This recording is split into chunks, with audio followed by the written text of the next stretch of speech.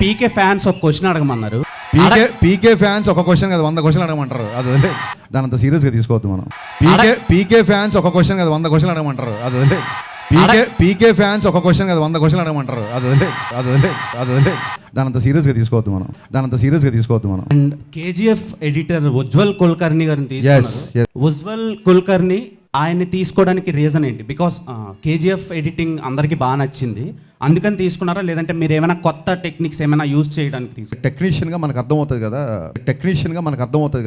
Best ఏంటని. ఇప్పుడు Mickey J తీసుకోవడానికి రీజన్ ఏముంటుంది? అతని మ్యూజిక్ నచ్చడం. ఎడిటర్ని పెట్టుకోవడానికి అతని ఎడిటింగ్ స్టైల్ నాకు నచ్చింది. And KGF editor Ujjwal Kulkarni గారిని తీసుకున్నారు. టెక్నికల్ గా ఉజ్వల్ వెరీ ఉజ్వల్. సో ఆయన వర్క్ ప్లీజ్ కమ్ చేయండి.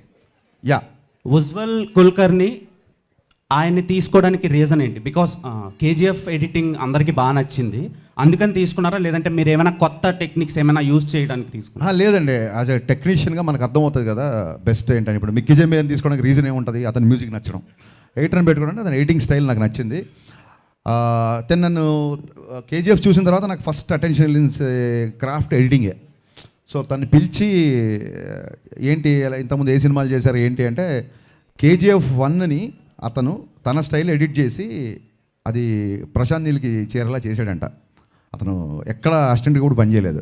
అది నచ్చి ప్రశాంత్ నీల్ గారు ఆయన్ని కేజీఎఫ్కి ఎంటర్ చేశారు. కేజీఎఫ్ 2 అతను first cinema, Salaar second cinema.